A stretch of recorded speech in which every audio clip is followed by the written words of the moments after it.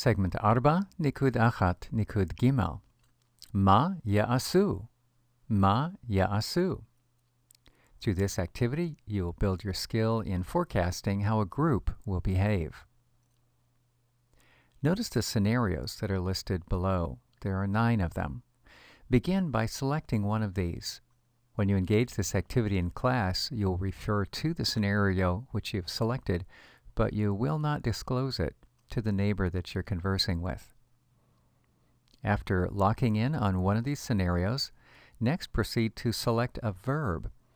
Verbs are available to you in the table, found either in the textbook portion or in the appendix portion of Segment Arba, Nikud Achat, Nikud Aleph. It will be important that you select a verb which fits, which is suited to the scenario that you've already picked out. The verb should depict what your friends or your family would typically do if they found themselves in the scenario that you selected. Here's the table of suitable verbs found in the main textbook portion of Segment Arba, Nikud Achat, Nikud Aleph.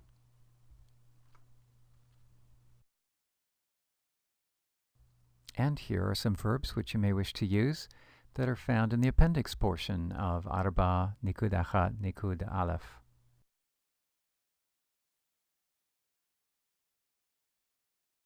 These also are from the same appendix section.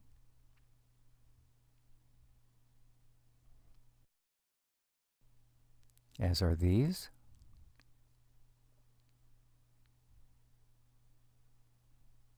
And finally, you may wish to work from these verbs found in the same appendix section.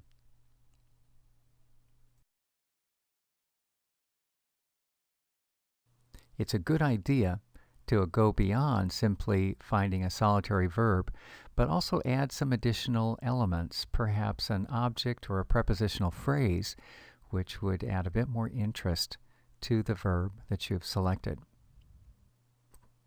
Now please direct your attention to the model conversation that you find unfolding below the scenarios. In this particular example, the student has selected as scenario on the beach. Reflecting on what sort of verb might make sense on the beach, the selection has then been made for the verb shachav, meaning to lie down or recline. The proper conjugation for a group who will recline, such as family members reclining while having a picnic on the beach, perhaps. That would be third masculine plural, and it will be yishkavu. That's the reason you find the verb yishkavu folded into the reply in the model conversation.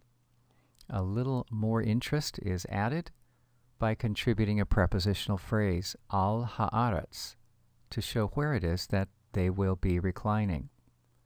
So, when the neighbor inquires, ma ya'asu, your reply would be, al haaretz yishkavu, al haaretz yishkavu.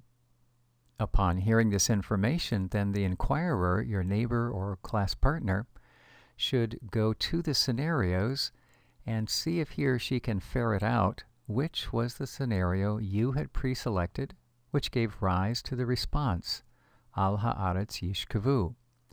Perhaps your neighbor will guess on the beach, or perhaps something like late at night, because that might make sense as well.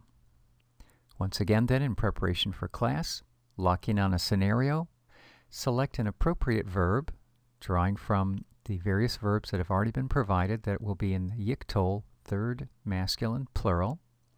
Enrich it with a prepositional phrase or object, and then you'll be ready to engage this activity in class. One final piece of information has to do with the order in which you arrange the words of the sentence that you're composing. Word order or syntax is important. Notice then that a yiktol verb will generally occupy second position in a sentence. It should not stand first.